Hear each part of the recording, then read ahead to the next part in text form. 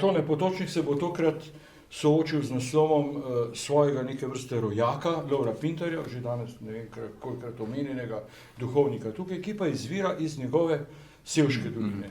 Torej, priimek Pintar je v Sloveniji kar precej razširjen. Leta 2020 so našteli 1505 Pintarjev.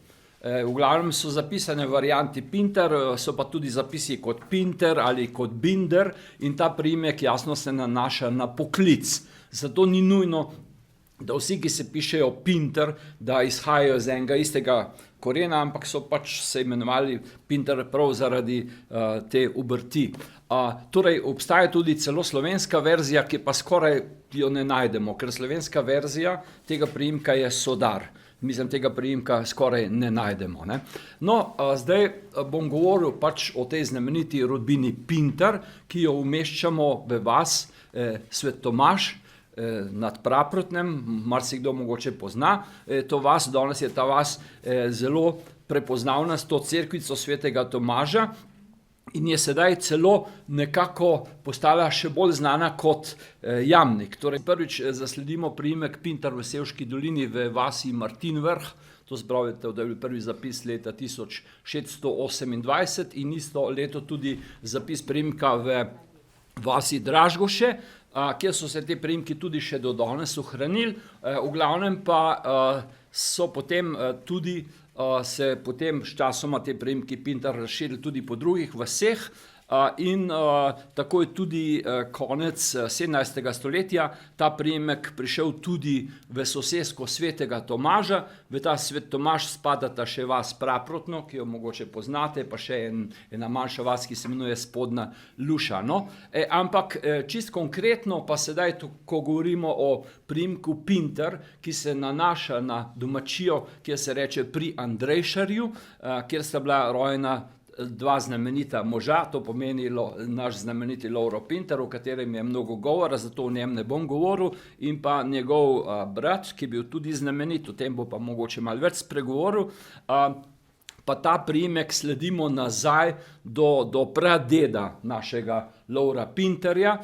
No, in tukaj bi se ustavil, zdaj jasno teh podatkov je ogromno, bom poskusil izbrati samo določene drobce, ki se mi zdijo zanimivi. Zanimiv je stari oče našega Lovra Pintarja, to je bil Georg, ki je bil poročen z eno Marijo Debeljak, ona je umrla, ko je bila stara 51 let, in iz tega zakona so se rodili 3 otroci, eden izmed njih bil tudi Nikolaj, in ta Nikolaj je bil oče potem našega znamenitega Lovra Pintarja, ampak ko se je po smrti te prve žene ta ded recimo našega Lovra Pintarja še enkrat poročil, je pa zanimiv ta podatek, da on je bil star 61 let, žena, s katero se je pa poročil, je bila pa stara komaj 20 let. Taka krasna razlika je bila v letih, ampak kaj se je potem dogajalo? Potem se je zgodilo, da je v tem zakonu se je rodilo 10 otrok in živeli so pa na isti domačiji, kjer je bil živel tudi Nikolaj, ki je bil pa pač iz tega prvega zakona, in tako se je dogajalo na tej domačiji, da so se hkrati rojevali strici in nečaki. Tako se je zgodilo, da se je leta 1814, ko je rojstna letnica našega Lovra Pintarja, se je isto leto, v istem času rodil tudi njegov stric.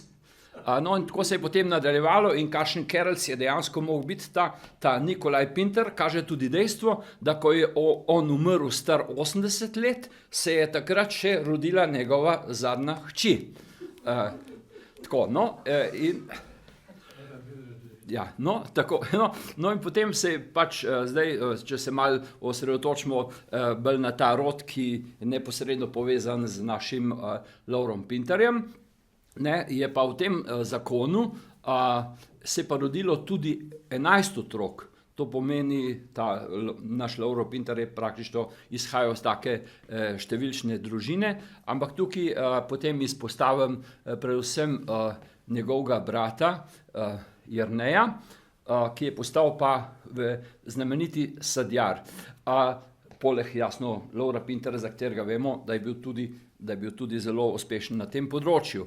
Ker je pa oče na tej domačiji, ker se je rekel pri Andrejšarju, je pa določil za naslednika najmlajšega sina, je pa potem ta Jernej Pintar se poročil na sosedno kmetijo, ki se je rekel Prsmolet. On je bil star 21 let, tam pa je bila vdova Ana Kožuh, ki je bila stara 32 let in zanimiv je ta podatek, da se je pri tej kmetiji rekel Prsmolet in to je pa domačija, na kateri je rojen in na kateri je doma danes še edini živeči pevec od ansambla Fantje s Praprotna, to je Andrej Bergant, ki se dejansko, ta priimek Bergant je na tej kmetiji že obstajal, ampak so se nekako vmes zamenjali neki rodovi, namreč ko pa je potem mogel, prepustiti kmetijo iz prvega zakona, pa potem je ta Jernej dejansko kupil sosedno kmetijo in se je tja naselil. Šele z drugim člankom oziroma prispevkom je pred nami spet naša Mira, ki pionirsko delo Lovra Pintarja, neposredno nadaljevanje našega kolega Toneta, v župniji Preddvor ob njegovi 210-letnici rojstva. In Lovro Pintar se je celo življenje zavzemal za vlogo slovenskega jezika, za poučevanje v slovenščini in to je zmotilo takratno oblast. In so ga zato premestili potem v Preddvor, pač malce bolj pod gorami, v tišini, v miru, da se bo gospod umiril, ampak se ni umiril. Gospod Pintar je potem, pač takrat v Preddvoru je bila samo dvorazrednica in Josipini tukaj na gradu Turn je pa oče umrl, ko je bila stara komaj 8 let. In ko je Josipina končala dvorazrednico v Preddvoru, je Josipinina mama kot vdova takrat poklicala ravno že pred Lovrom Pintarjem prejšnjega kaplana Kastelica, ki je potem tukaj Josipino učil. Potem pa, ko je bil on premeščen, je odšel, pa je prišel Lovro Pintar sem. No in Josipina je prav v eni od številnih pisem zapisala, da če gospod Pintar, citiram, ne bi prišli na Turn, jaz ne bi bila napisala nobene povestice. Torej, v bistvu, Lovro Pintar je izjemno pomemben, ker je nagovoril Josipino, da imamo danes, to se pravi, rezultat tega izjemne ljubezni, torej tudi Josipino kot pisateljico, pesnico, skladateljico. Drugi pomemben element, Lovro Pintar je bil z družino Urbančič zelo povezan. Naj omenim, ko je on v Preddvoru, to so zelo zanimive anekdote, ampak danes moram biti kratka, ko je on v Preddvoru gradil župnišče, ki še danes seveda stoji, piše, da župnik po dvorišču hodi, pa tabak puha, jaz pa okokro hodim po pesek, da lahko zidamo. Bil je strašno, skratka, in Janko tukaj, Josipinin brat, mu je velikokrat konj na Moran naposodil, da je potem Lovro Pintar lahko jezdil v kokro, pa iz kokra so potem material vozili in tako skratka, ali pa je prišel na Turn. No in ker je ostal, ko so obnavljali župnišče v Preddvoru, brez svoje kamarce, kot je rekel, je dobil to kamarco tukaj na Turnu. Tako da njegova pot, on je ostal potem do leta 1860 skoraj v Preddvoru, potem je šel torej bil tudi izvoljen za deželnega in državnega poslanca, torej bil tudi politično kasneje dejaven, skupaj z Josipininim soprogom, Lovrom Tomanom, sta bila že od leta 1848 zelo povezana, no in zato se je tudi na starost kasneje potem vrnil prav v povezavi z Josipininim bratom, ki je bil potem tukaj graščak na gradu Turn, tudi v Preddvor. Lovro Pintar je pomemben za Preddvor in širše tudi zaradi torej literarnega ustvarjanja, ne samo Josipine, tudi Matije Valjavca. Namreč Matija Valjavec se ni kot mlad fant odločil za duhovniški poklic. To je njegovo mamo zelo, zelo prizadelo in družina mu je nekako finančno podporo utrgala, in ko je Matija Valjavec študiral na Dunaju, mu je in se je želel vrniti domov, obiskati domače kraje, ni imel denarja, da bi se lahko vrnil, mu je prav Lovro Pintar pošiljal in s tem tudi pomagal, da se je lahko vrnil. Zanimiv je opis dogodka, ko so za velikonočnem, torej tem času, imeli te kresilno gobo zjutraj ob 6, ne, ko je Lovro Pintar rekel, kje pa je Matija? Ja, ga še ni. Je rekel, hiter naprešte voz, pa pošljite mi po Matija, prej ne bomo začeli.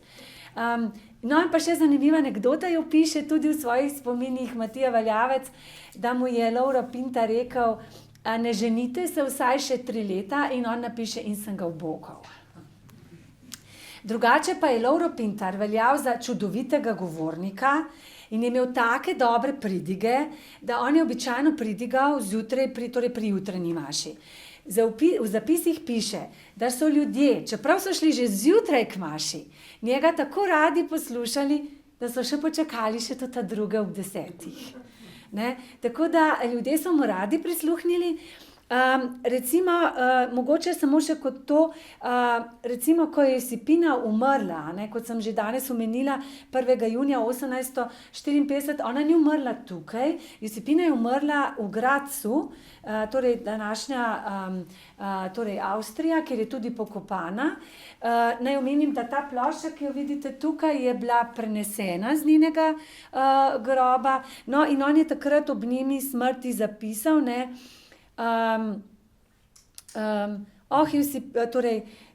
kaj dela Lovro, spisuje slavo Josipine, ne morem vam povedati, kako me včasih srce zaboli, ko se spomnim, da je mrtva, pa naj bo, Božja volja je bila tako, blagori, ker je, kakor zanesljivo upamo pri svojem nebeškem očetu v naročju svojega telesnega očeta.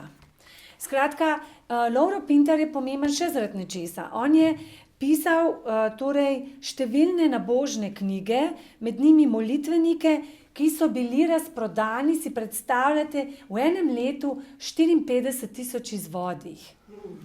Kar je recimo molitvenik, molitve nebeške iskrice ali pa molitve za verne duše v Vicah, več kot 56,000 razprodanih v enem letu. Ali pa Bukve Marija Devica razprodani v 4 mesecih 3,000 izvodov in tako naprej.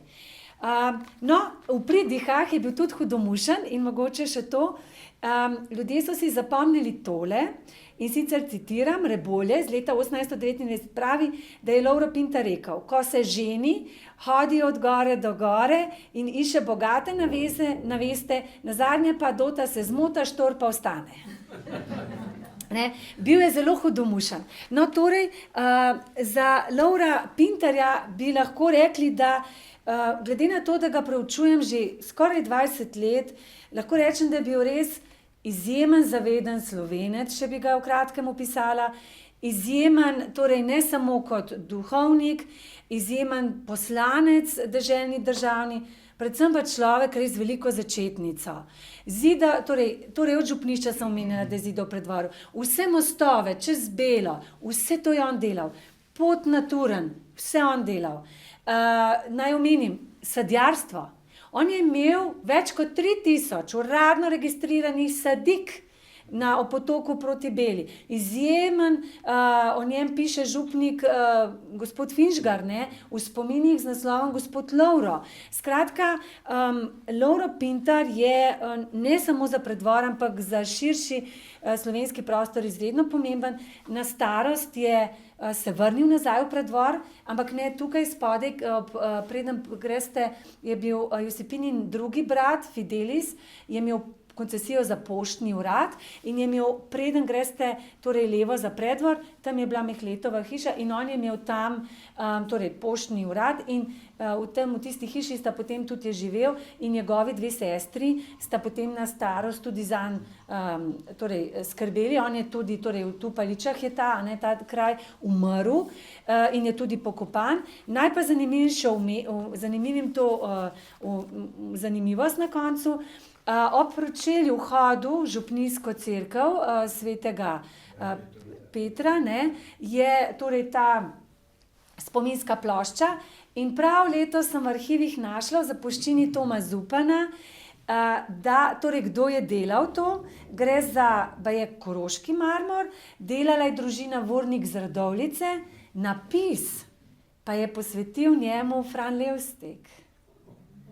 Tako da, skratka, Lovro Pintar, če strnem, je izjemen Slovenec, ki pa ima ogromno zaslug, torej jaz mu rečem, da je bil mentor tako imenovanemu podstoržiškemu literarnemu krogu.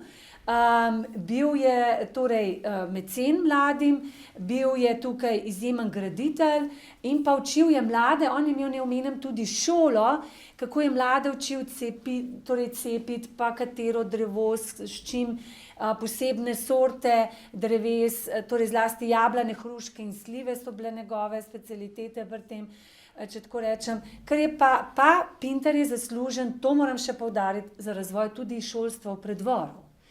On je bil eden izmed prvih, ki je v novicah jasno pisal, kot veste, včasih so poučevali lahko pač zgolj moški, on je bil pa prvi, ko je zagovarjal, če tako povzamem, zakaj ne bi mogla biti tudi ženska učiteljica, saj če je narava dala nalogo, da je lahko mati, da lahko vzgaja otroke, zakaj ne bi potem mogla vzgajati tudi v smislu šolstva. On se je zelo zavzemal. Iz tega lahko tudi razumemo, zakaj je tako Josipino podpiral. In če sklenem misel, Lovro Pintar se me osebno dotaknil tudi v svojih pogledih v smislu razvoja narodove zavesti. Namreč pogosto v pismih Josipini, torej pa Valjavcu in ostalim, vedno znova zapiše, da je ljubezen do slovenskega jezika, ljubezen do naroda, spoštovanje do kraja, kjer živiš in delaš, nekaj najbolj dragocenega. In on je želel, da bi pognali korenine in da bi to slovensko drevo simbolično v ljubezni raslo. Bil pa je človek, ki je znal ljubezen do tega širiti na nevsiljiv, zelo lep način in zato ni nenavadno, da so ga ljudje tukaj, kjerkoli je bil, imeli strašno radi, so ga spoštovali in znali ljudi tudi skupaj povezovati, ker je bilo ključno. In pa, kot vidimo, je v bistvu pomagal, da je tudi ta literarni del cvetel. Tako da lahko rečemo, da gospod Pintar si zasluži en velik poklon za svoje delo. Mi je pa veliko čast, da lahko napovem dr. Franca Križnarja. No, danes se nam bo predstavil z 2 prispevkoma. Prvi, ki ga napovedujem, so glasbeni fragment duhovnika, potopisca, zgodovinarja, glasbenika in skladatelja Josipa Lavtižarja v času njegovega delovanja 1885-1895 v župniji Kokra po 80-letnici rojstva. Lansko leto je bila 80-letnica rojstva. Čeprav seveda tale naš naslednji gost, Josip Lavtižar, ki pa je bil duhovnik in seveda mene zanima kot muzikologa, kot glasbenik, je bil sicer rimsko-katoliški duhovnik, skladatelj, pianist, zgodovinar in potopisec in rojen 12. decembra 1851 v Kranjski Gori, to se pravi, predstavlja neke vrste zgornjesavsko osebnost, umrl pa je 20. novembra 1943 v Ratečah. Tukaj je bil 10 let in prišel je v tole Kokro po Poljanah, na Škofjo Loko in v Šenčurju. Leta 1885, to je najbolj pomembno, že takrat, ko je bil imenovan oziroma premeščen za duhovnika v sosednjo Kokro, je obiskoval višjo cerkveno šolo v nemškem Regensburgu in jo naslednje leto zaključil z odliko. Od tam je odšel v Kokro in za kratek čas potem še tudi na Bled. Izdal je več cerkvenih skladb, kljub temu, da se že kar nekaj let trudimo za njegovo afirmacijo, kljub temu, da je ostalo kar nekaj za njim glasbene zapuščine, moram reči, da do danes v celotnem slovenskem medijskem prostoru nismo našli niti enega primera, enega posnetka, ene muzike Josipa Lavtižarja. Čeprav je za časa svojega življenja dobro poskrbel in več ali manj v samozaložbah z pozitivnimi odločbami knezovškofijskega ordinariata tudi izdal v tisku, v samozaložbah. Ohranjenih je tudi več Lavtiževih cerkvenih skladb, vložil je 4 operete, igro Ne v Ameriki in v župnišču, to se pravi v Kokri, uredil, oziroma kasneje potem v Ratečah uredil prvo gledališče. Od zgodovin, ki jih je napisal, naj izpostavim recimo Zgodovina župnij v dekaniji Kranj 1898, Cerkve in zvonovi v dekaniji Kranj 1901 in tako dalje. Janko Mlakar je v Josipu Lavtižarju leta 1952, to se pravi malo manj kot 10 let po smrti, 43 je umrl, napisal citat: "Menda ni bilo v tistem času med Slovenci nikogar, ki bi bil toliko sveta obredel kakor Lavtižar. Prepotoval je vso Evropo, pogledal tudi v Ameriko, Azijo in Afriko, če bi ga bila smrt ne prehitela, bi bil morda skočil celo tudi v Avstralijo. Res pa je dolgo živel, 90 let skoraj. No, mi smo v ta namen pravzaprav že se malo dotikali Lavtižarja, tako je šel en ogromen prvi članek v jeseniškem zborniku in potem smo imeli v okviru Lavtižarjevih dnevov, ki jih pa imajo v Gornjesavski dolini, ker je predvsem njihov, najdlje je bil tam rojen, tam je umrl in tako dalje. Smo 28. oktobra 21. imeli v Kranjski Gori organizaciji s kulturno-prosvetnim društvom Josipa Lavtižarja, Gornjesavskim muzejem in pa občino Kranjska Gora, enodnevni simpozij, katerega izsledki so potem išli 22 v zborniku. Jaz se bom zdaj epicentriral tukaj samo na njegovo delo in življenje v Kokri. V Kokro je prišel neposredno iz Bukovščice, to se pravi iz tiste doline sevške, v kateri kolega Tone govori o Pintarjih, in to mora biti en zelo bogat pravzaprav otok ali pa pašaluk pravzaprav. Tako, ja, prav res, no. V Sevški dolini, v Kokri je bil v letih 1885 do 95, potem je šel na Bled, v Rateče in tako dalje in kasneje še tudi kam drugam. Bil je temeljni sotrudnik takratnega zelo opevanega cecilijanskega društva, zato morda kakšno besedo več o cecilijanstvu na Slovenskem, ki je pravzaprav za glasbo najbolj pomembno. Kajti gre za gibanje, za prenovo katoliške cerkvene glasbe v 19. stoletju. Ta je prišla v krizo, ker so organisti vnašali vanjo prvine posvetne glasbe in se pri tem zgledovali po dunajski klasiki, pretirana raba inštrumentov, ali pa tako imenovanem italijanski belkantovski melodiji. Skratka, šlo je za vdor, tako rekoč bi rekla midva kot koralista, za vdor posvetnih delov pravzaprav v cerkveno ali ne rečem koralno glasbo. Nam zdaj razblinjal, bil pa je sopotnik številnih teh ustanoviteljev, kot so bili recimo Gregor Richar, Blaž Potočnik, Luka Dolinar in kasneje še tudi drugi, da ne naštevam, ker tudi cecilijanstvo je cela zgodba v slovenski glasbi. Moram malo to.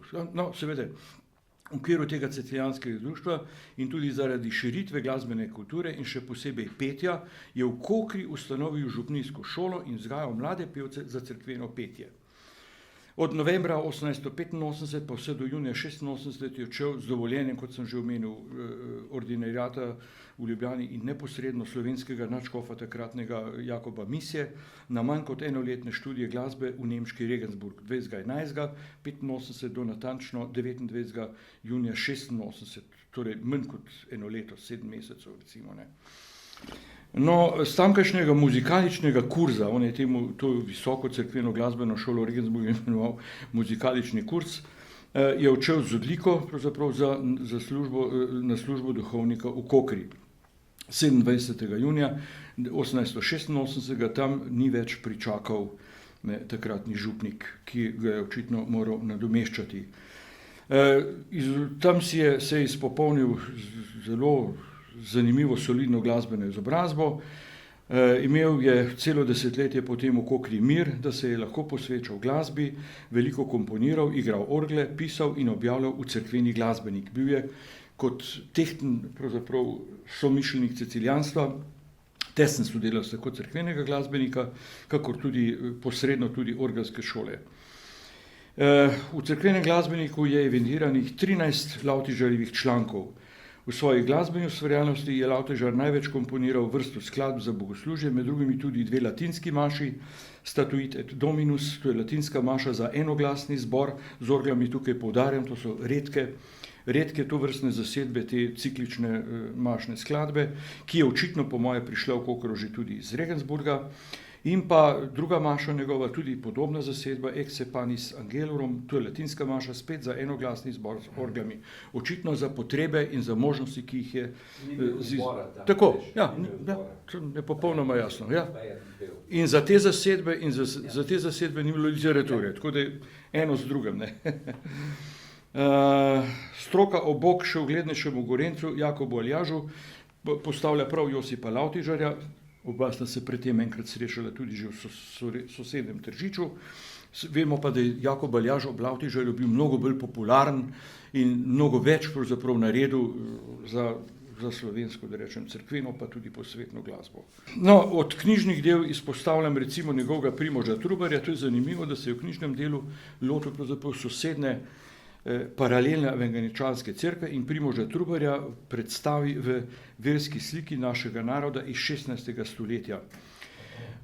Tukaj je zanimivo, da je tam predstavil Trubarjeve in pa Dalmatinove ter druge pesmarice, kar je pomembno tudi v skladu nekako z nomenklaturo cecilijanskega društva oziroma cecilijanskega gibanja, ki je pravzaprav potrebovalo in šolo, to je bila Ogenska šola v Ljubljani, Mariboru, Gorici in tako dalje, in seveda tudi cerkveni glasbenik, ne.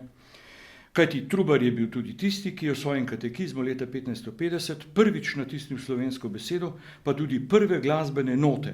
Ne? To so note v beli menzuralni rombični notni pisavi. Tako da imamo pravzaprav v enem prvaku cerkvene umetnosti, pa znanosti ali duhovništva, ne, da pravzaprav enega in istega to. Torej, Josip Lavtižar v Kokri, jaz sem izhajala iz ohranjenih zapisov, ki se nahajajo v Nadškofijskem arhivu in pa v njegovih spominih. Kar je zelo zanimivo, čeprav je v bistvu deloval 10 let nekako v župniji Kokra, je vseeno pustil Lavtižar izjemen pečat. Zelo zanimivo je, kako je, ko je prišel v samo župnijo, strnil vtise v svojih zapisih in zapisal: "Utaboril sem se ob vznožju Grintovca in njegove družice Kočne. Prvega imenujemo kralja, drugo pa kraljico Kamniških planin. V zavetje te mogočne dvojice je raztegnjena ozka dolina, ki jo namaka zelenkasta reka Kokra. Župnija je dobila po njej svoje ime, njenim prebivalcem, ki so raztreseni na ravnini in po visokem gorovju, pa pravijo Kokrjani. V istini je pristna hribovska župnija. Z njo sem sklenil meseca februarja 885 dušno-pastirski zakon, ter ga pošteno držal 10 let in 10 mesecev." To je Lavtižar napisal v svojih spominih leta 1926. Lavtižar je torej bil že kot duhovnik, je ogromno potoval. Jaz sem našla v rokopisnem oddelku NUK-a njegove zapise, ko je potoval, to je izjemno zanimivo, upam, da bo nekoč objavljeno, preko Trsta s parnikom, potem v svete kraje. Od Jeruzalema, Betlehema, vmes se je ustavil v Aleksandriji, kako on to opisuje, kako on to doživlja te kraje. To je izjemno zanimivo, s kakšno veseljem, s kakšno radostjo, te občutke, da si tudi, ne vem, 150 let potem lahko skoraj predstavljaš, da si tam. Tako da on je bil torej izredno dober popisovalec teh dogodkov. Jaz bi tukaj na tem mestu izpostavila pri Lavtižarju, da je zaslužen, torej kot je bilo omenjeno, za gradnjo oziroma za začetek torej šolanja oziroma šole v Kokri. On je namreč župnišče preuredil, svojo sobico tam, da je zbiral mladež, potem jih je navdahnil in navdušil za cerkveno petje, ker je dejal, da bo potem več ljudi tudi k maši hodilo. A ne veste, tisti, ki ste domačini poznate, tisti, ki ste bolj oddaljenih krajev, Kokra je v bistvu več kot 15 kilometrov razpostegnjena in da ti dobiš v zimskih mesecih iz teh odročnih kmetij hribovskih ljudi v cerkev, se moraš kar potruditi, da zbereš svoje ovčice, kot je rekel.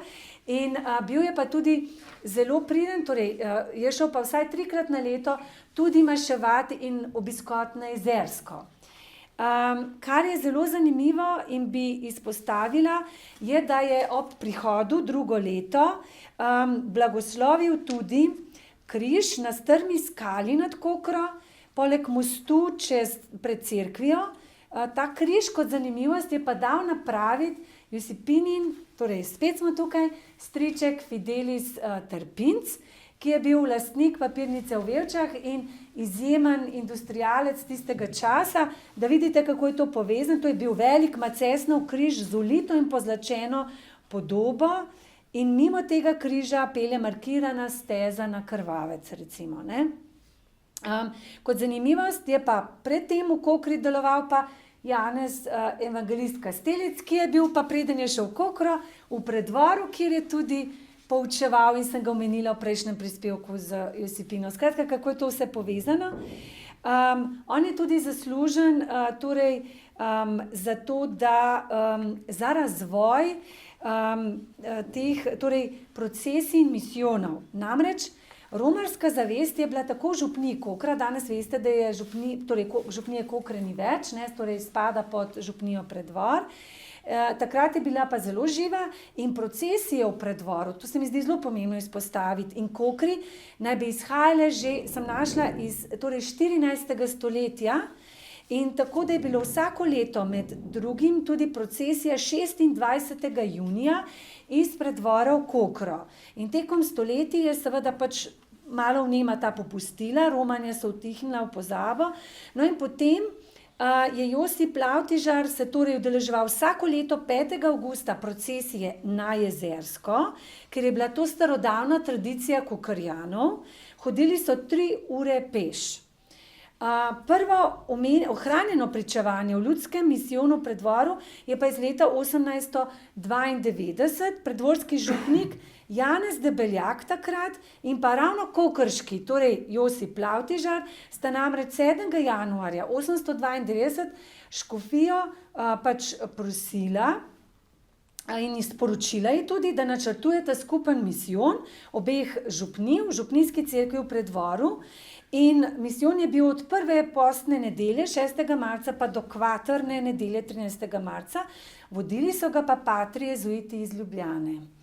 In župnika sta pa pred dogodkom pač prosila škofa, da bi spovednikom podelil potrebna spovedna dovoljenja, da bi spoved in obhajilo, ki ga bodo verniki prejeli na misijonu, tudi zadostilo velikonočni dolžnosti. No in ordinariat, sem tudi našla, je potem to pritrdilno odgovoril. Tako da potem pa je bilo ponovitev misijona še 1898 in tudi takrat spet skupno in tako naprej. Skratka, da omenim še to, da za konec, poleg te pobude je pa seveda Lavtižar zelo pomemben tudi zato, ker je v cerkvi v Kokri brezmadežni je kamniti tlakov v prezbiteriju obnovil, potem je popravil in oglasil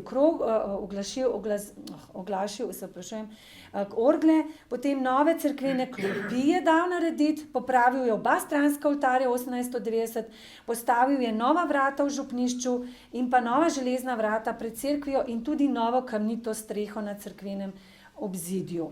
Naša dolžnost je pa, da vse ta trud in vse to, kar je bilo vloženo in so ti možje vložili, mi kot narod in posamezniki negujemo naprej in se spominjamo njih in kot sem rekla, letos smo tudi njemu se s tem poklonili in posvetili. Hvala v tem delu.